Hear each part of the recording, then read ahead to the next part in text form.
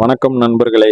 நாம் இன்னும் கண்டறியவில்லை என்பதற்காகவே ஒன்று இல்லை என்று எப்படி உறுதியாக சொல்ல முடியும்? இது போலதான் கடவுளை பற்றிய தேடலும். 1977 வாயேஜர் 1 அப்படிங்கிற விண்கலத்தை விண்வெளி ஆராய்ச்சி பண்றதுக்காக பூமியில இருந்து அனுப்புறாங்க. இன்றைய தேதி மார்ச் 14, 2026 வரை கிட்டத்தட்ட 25 பில்லியன் கிலோமீட்டர் தொலைவு டிராவல் பண்ணி இன்டர்ஸ்டெல்லர் ஸ்பேஸுக்கு போயிடுச்சு. அதை ஒரு ஒளி ஆண்டுக்கு அப்படின்னு சொல்லி நம்ம கன்வெர்ட் பண்றோம் அப்படின்னா 23 மணி நேரங்கள் 32 நிமிடங்கள் 41 வினாடிகள் கடந்திருக்குது. இந்த யூனிவர்ஸோட மொத்த அளவு 93 பில்லியன் ஒளி ஆண்டுகள். பிக் பேங் தோன்றினதுல இருந்து 13.8 பில்லியன் ஒளி ஆண்டுகள். அப்ப இந்த 13.8 பில்லியன் ஒளி ஆண்டுகளுக்கும் ஒரு ஒளி நாளுக்கும் உள்ள சதவீதம் 1.9839 × 10⁻⁻11%. இதனை புரியும்படியா நம்ம பார்க்கணும் அப்படின்னா, பைபிள்ல நோவா அப்படிங்கிற ஒரு மனுஷன் 930 வருஷம் வாழ்ந்தான். இந்த 930 வருஷத்தை,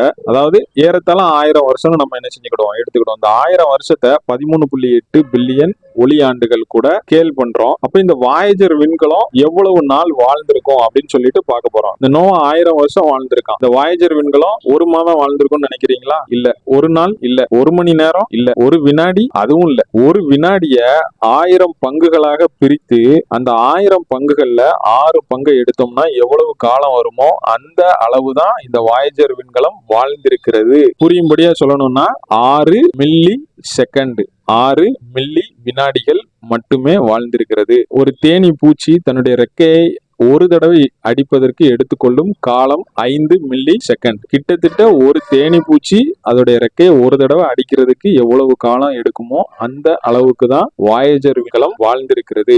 ரெண்டாவதா நம்ம பார்க்கக்கூடிய கம்பாரிசன், சூரியனுக்கும் பூமிக்கும் இடையே உள்ள தூரம் 150 மில்லியன் கிலோமீட்டர். இந்த 150 மில்லியன் கிலோமீட்டரை 13.8 பில்லியன் ஒளி ஆண்டுகள் கூட ஸ்கேல் பண்றோம். சூரியனுக்கும் பூமிக்கும் இடையே உள்ள தொலைவை இந்த வாயேஜர் விண்கலம் எவ்வளவு தொலைவு கடந்திருக்கும் அப்படின்னு நினைக்கிறீங்க? ஒரு 1000 கிலோமீட்டர், 1 கிலோமீட்டர் இல்ல, 1 மீட்டர் இல்ல, 1 சென்டிமீட்டர் இல்ல, 1 மில்லி மீட்டர் அதுவும் இல்ல. எந்த அளவுக்கு அது கடந்திருக்கு அப்படின்னா, தேனி பூக்கள்ல இருந்து என்ன செய்யும், மதுரத்தை எடுக்கும். அப்போ அதோட உடம்புல மகரந்தம் அப்படிங்கிற அந்த துகள் போய் ஒட்டிக்கிடும். மிக மிக சிறிய துகள். அதோட அளவு 30 மைக்ரோ மீட்டர். இந்த அளவு தான். அந்த ஒரு துகள் அளவு எவ்வளவு இருக்குமோ அந்த தொலைவு தான் என்ன செஞ்சிருக்குது, வாயேஜர் விண்கலம் போயிருக்குது. எது கூட கம்பேர் பண்ணும்போது, சூரியனுக்கும் பூமிக்கும் இடையே உள்ள 150 மில்லியன் கிலோமீட்டரை கம்பேர் பண்ணும்போது ஒரே ஒரு பூலன் அளவு தான் இந்த வாயேஜர் விண்கலம் தொலைவை கடந்து போயிருக்குது. இவ்வளவு டெக்னாலஜி இன்னைக்கு இந்த காலத்துல இருக்குது. இவ்வளவு அறிவியல்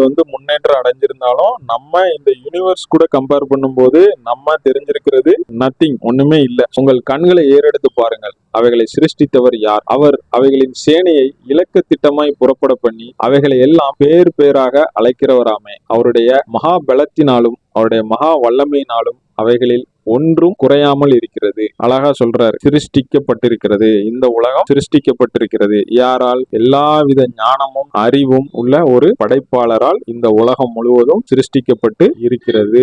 இந்த உலகத்திற்கு ஒரு படைப்பாளர் இருக்கிறார். மனித குலத்திற்கு மீட்பாகவும் அவர் இருக்கிறார். அதே தான் இயேசு கிறிஸ்து சொல்லுகிறார், நானே வழியும் சத்தியமும் ஜீவனுமாய் இருக்கிறேன். என்னாலே இல்லாமல் ஒருவனும் பிதாவினிடத்திற்கு வரான். சத்தியத்தை அறிவீர்கள், சத்தியம் உங்களை விடுதலையாக்கும். தேடுங்கள், கண்டடைவீர்கள். நன்றி.